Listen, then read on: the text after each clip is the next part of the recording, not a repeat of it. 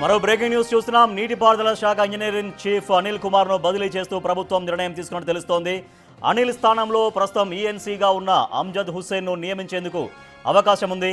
నేడు బదిలీకి సంబంధించిన ఆదేశాలు వెలువడే ఛాన్స్ ఉంది.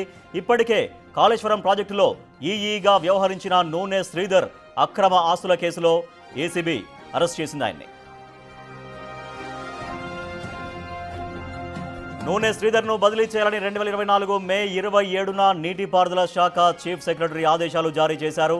అనిల్ మాత్రం శ్రీధర్ను బదిలీ చేయకుండా కొనసాగించారు. అసలు ఆదేశాలు ఈఎన్సీ కార్యాలయం కిందికి వెళ్లలేదు. ఆ టైంలో ఈఎన్సీగా అనిల్ ఉన్నారు. అసలు బదిలీ ఎందుకు జరగలేదు అనే కారణాలతో పాటు వారి మధ్య ఉన్న సంబంధాలపై వివరాలు సేకరిస్తున్నట్లు తెలుస్తోంది. కాళేశ్వరంలో శ్రీధర్ అవసరం ఉందని, అందుకే బదిలీ చేయలేదని అనిల్ ఉన్నతాధికారుల దృష్టికి తీసుకెళ్లి ఆదేశాలు జారీ కాకుండా చూశానని నివేదించినట్లు సమాచారం. మరోవైపు గతంలో జస్టిస్ ఘోష్ కమిషన్కు సహాయంగా సాంకేతిక నిపుణుల కమిటీని ఏర్పాటు చేశారు. అందులో కన్వీనర్గా బాధ్యతలు చేపట్టారు అనిల్. కమిటీ గైడ్లైన్స్ లేకపోయినా మేడిగడ్డ బ్యారేజ్కి గ్రౌంటింగ్ చేయాలని ఆదేశించారు. దానికి ఎన్డీఎస్సీ అభ్యంతరం వ్యక్తం చేయడం తెలిసిందే.